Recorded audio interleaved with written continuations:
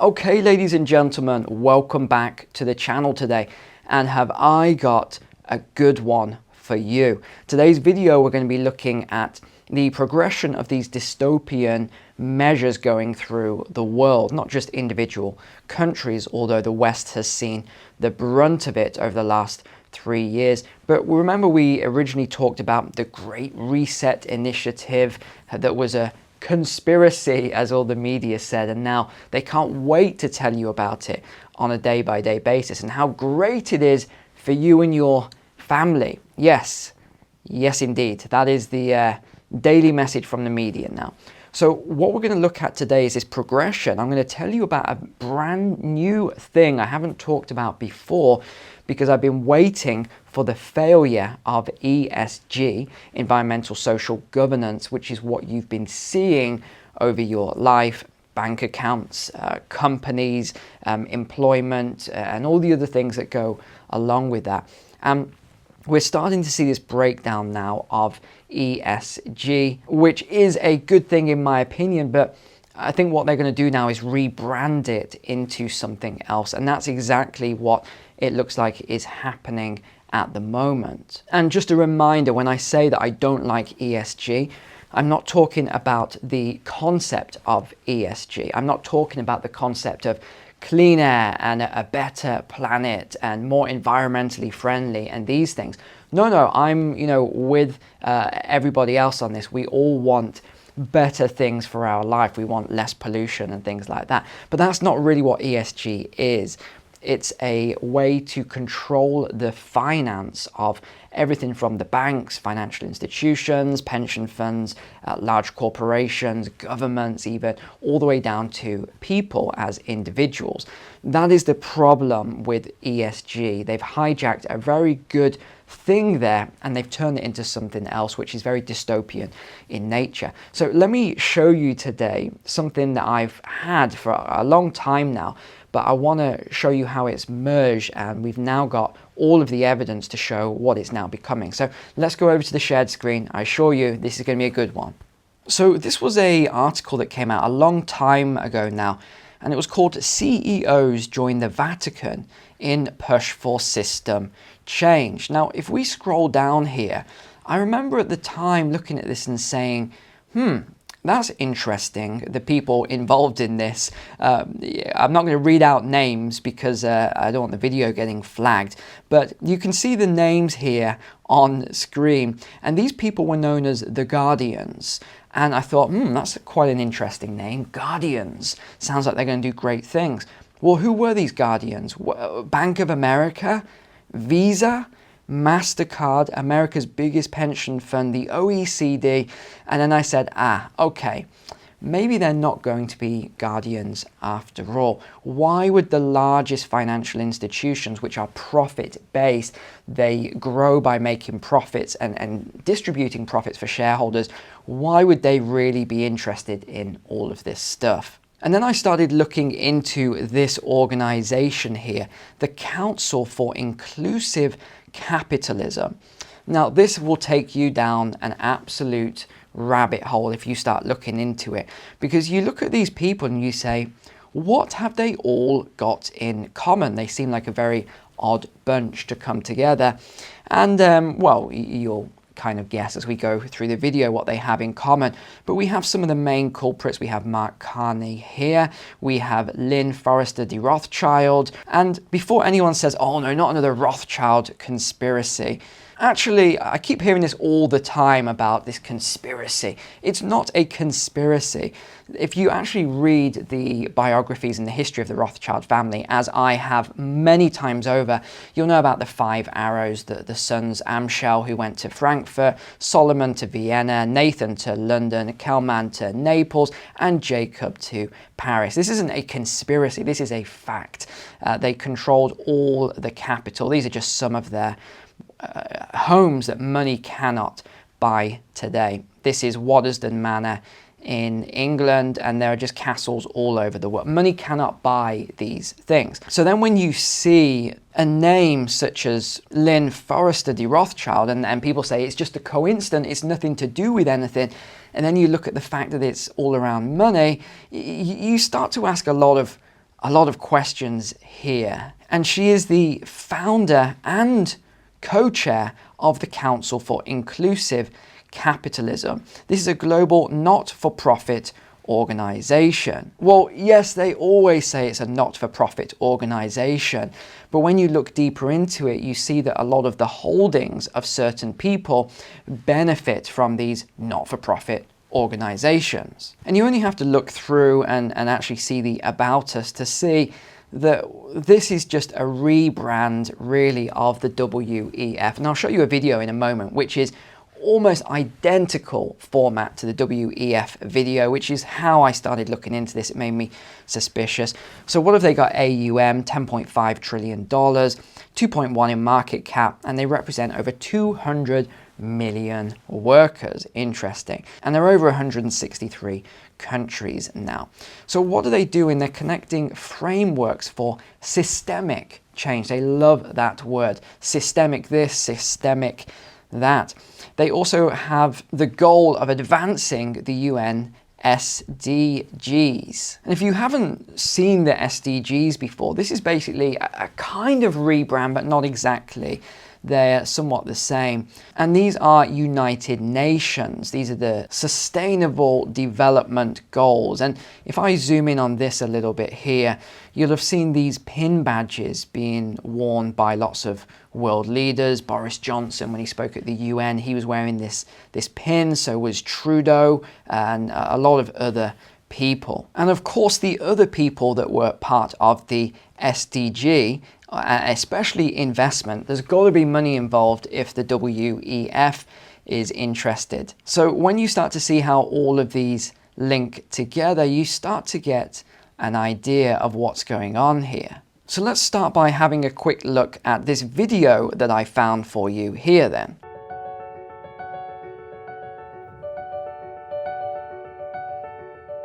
Now, first of all, why, I don't understand, why would Pope Francis challenge all of these business leaders and finance firms to do it? That doesn't really make much sense to me. Si trovano ad affrontare. We are answering Pope Francis's challenge.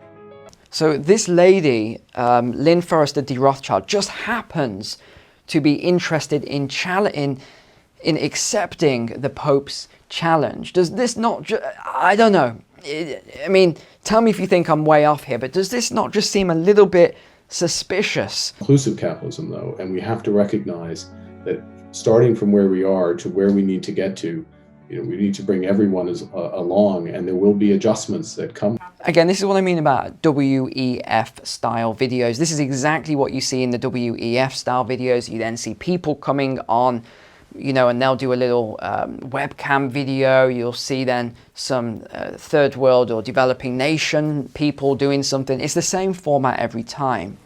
Aligning our innovation with the UN Sustainable Development Goals. By the way, just notice as well, they're all reading off a script. I don't know if you picked up on that, but they're reading from, not necessarily a teleprompter, but they're reading a script. And the priorities of inclusive capitalism is both a business and sustainability imperative. So they're basically being told what to say here. Reasons, I think, why I'd say concrete commitments to inclusive capitalism matter. I mean, the first, and not to be underestimated, really important, is they can inspire other people. I mean, the irony, remember last time I talked about Bernard Looney, who I think has just exited BP as a CEO, actually. The craziness of this is BP are one of the biggest companies in the world for environmental damage, and they're talking about how we can all help and contribute. It's bizarre. We invite all businesses, large and small, and individuals to join us as stewards for inclusive capitalism. So if you actually look into some of the companies then, it shows you all their companies and partners. I just pulled up Johnson & Johnson just to see what exactly they are committed to. So you can view all or you can break it down. So by 2025, J&J aims to achieve 4.5 billion global impact spend with small and diverse suppliers. And remember, how do they have the impact? They're going to impact both up and down the supply chains. So what's their focus area? This is ESG that's been rebranded, by the way, and although you can look at it as the UN version of ESG if you prefer. So theirs is number one, gender equality, decent work and economic growth, and industry, innovation and infrastructure. What else are they going to be doing? They're going to be donating 1 billion doses of this product to children in low and middle income countries by 2025. So their next focus on here then is good health and well-being and reduced inequality. Again, we have a little bit more information on that. They aim to achieve 50% of women in management positions globally by 2025. And then in terms of suppliers, then we have a couple of comments here. They're going to be moving beyond monitoring compliance by engaging with suppliers and supporting wider industry efforts to improve transparency and share best practices. So what does that look like? It's a decent work and economic growth, responsible consumption and production, and climate action. So this goes on and on. So you can look up any of the companies on here and you can see what it is they're interested in. Now, I don't know how many of you actually watched B20, but I'm guessing not many, and actually followed what was happening here. But one very interesting thing was that Lynn Forrester de Rothschild was at the B20. She was interviewed by a couple of media agencies. I watched a couple of these interviews. And what to me was interesting was, and again, this is just my opinion on it, not just her, but a few other people, it seemed as though there was this air of frustration around the interviews, or it was manifesting within the interviews, but the frustration sat outside as a broader picture here. And that is the failure of ESG to really impact in the way that they expected it to do so. And I think a lot of that is down to a lot of these channels out there, a lot of people like wonderful people like you actually sharing all of the negative dystopian aspects of a lot of things going through society at the moment. I think that honestly with the WEF and some of the other groups, they just thought that they could push through all these emergency measures and reset the world as they call it. And I also don't think they expected the amount of pushback that has actually happened. For example, myself, I know many of you will boycott a lot of companies that do things that are against our values, whether that's like me, my faith-based values, whether for you it's something else, it's just, whatever values you have. I think this is helping to affect things and to really push back against a lot of the agendas that are being pushed through that we don't agree with. Larry Fink says ESG has been weaponized. Financiers and banks and investors all over the world thought that it was going too far. How do you see that backlash play out? I believe that ESG as a term should be put into the dustbin. And what I would do is I would go back to a narrative for the public about, let's look at what great companies in history did. I think it's vital that we deliver what ESG was meant to deliver. And ESG as a term was created almost by accident by the United Nations in a speech in 2005. So I'm happy to get rid of ESG and let that battle be fought by people who are anachronistic and not even relevant anymore. So I did find it interesting in this interview then. She claimed that Biden's Inflation Reduction Act is one of the best models for incentivized climate controls. And actually this confirms what we already suspected. The Inflation Reduction Act had nothing to do with inflation. Rather, it was a way to divert taxpayer funds into government subsidies for carbon taxation and green technology. That is to say, Rothschild and the CIC want to dictate global business and force companies to adopt ESG-like policies using trillions of dollars in climate funds.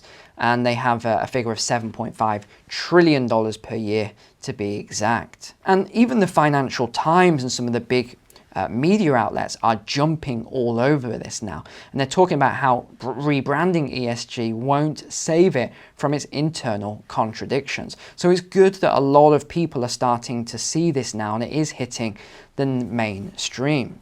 But it isn't stopping some of the things coming through. So for example, next year, European firms with more than 500 employees will be forced to collect ESG data on every single company up and down their supply chain. That's what I was hinting at a moment ago. Yes, seriously, but wait. In 2025, these rules apply if you have a minimum of 250 staff. So that's SMEs as well, which will be dragged in the year after. I mean, this is pretty dystopian. And he's correct in what he said here. Why are huge efforts made to exclude tobacco stocks from portfolios? And actually, side note on that, you have companies like Philip Morris with an amazing ESG score and Tesla with a low score. What does that say to you? So they're talking about these tobacco stocks, but not food companies who overload our meals with sugar, salt, and saturated fats. And he claims here it is in America's top 10 causes of death, but yet it's not even a mention on these ESG scores. And the reason why that is because we know it's all about money. Or how come we hold companies to account over diversity, but not work-related mental illnesses?